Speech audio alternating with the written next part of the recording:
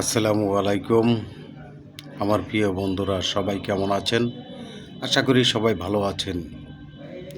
আজকে আপনাদের মাঝে কিছু কথা বলতে চাই, যে কথাগুলি না বললেই নয়। আমরা মা বাবাকে অনেক সময় ঘৃণা করে থাকি। যেই মা 10 মাস 10 দিন গর্ভধারণ করে থাকেন, সেই মাকে আমরা অনেক সময় অনেক কষ্ট দিয়ে থাকি এবং বাবাকে অনেক কষ্ট দিয়ে থাকি। আমরা এত নিষ্ঠুর কেন হই, সেই চিন্তাটি একবার কি আমি করতে পারি না? আমার সন্তান বা আপনার সন্তানকে যেমন লালন পালন করেন, মায়া লাগে, ঠিক আপনার আমার বাবা মা এভাবেই কিন্তু আপনাকে আমাকে মানুষ করেছেন।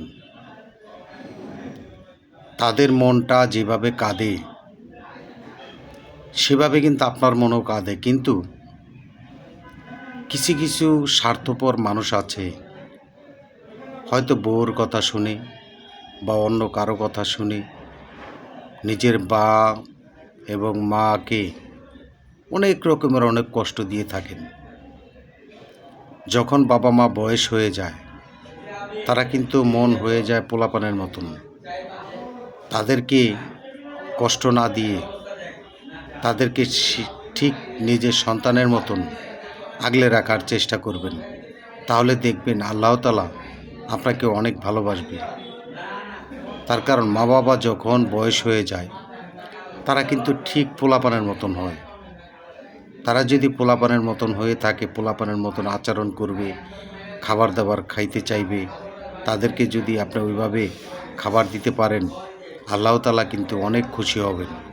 আশা করি আল্লাহ তাআলাকে খুশি রেখে মা বাবাকে শ্রদ্ধার সহিতে দেখার চেষ্টা করবেন। তার কারণ আমরা সবাই মা বাবাকে শ্রদ্ধা করার শেখার চেষ্টা করব। আমি অনেক সময় অনেক কিছু দেখি, অনেক মা বাবা যখন বয়স হয়ে যায়, তাদেরকে বৃদ্ধাশ্রমে দিয়ে আসেন অনেক বন্ধুরা। অনেক কষ্ট লাগে। তার কারণ যেই মা যেই বাবা এত কষ্ট করে লালন পালন করেছেন, মানুষ করেছেন, আজকে সেই মাকে সেই বাবাকে কিভাবে তারা বৃদ্ধাশ্রমে দিয়ে আসেন, একটু মায়া লাগে না? আরে ভাই, আজকে যেমন আপনি আপনার মা বাবাকে বৃদ্ধাশ্রমে দিয়ে আসবেন, ঠিক একটি সময় দেখবেন আপনার ছেলে সন্তানও আপনাকে বৃদ্ধাশ্রমে দেওয়ার চেষ্টা করবে। তখন আপনার কেমন লাগবে, সেই কথাটুক একটু হলেও চিন্তা ভাবনা করে মানুষের জন্য, মা বাবা ছেলে সন্তানের জন্য এই কথাটা মনে রাখবেন। তার কারণ হলো, আপনার মা বাবাকে যদি আপনি ভালোবাসেন, আল্লাহ তাআলা আপনাকে ভালোবাসবে। আল্লাহ তাআলা আপনাকে দিনের রাস্তা দেখাবে, রিজিকের রাস্তা দেখাবে, ইত্যাদি সব কিছু।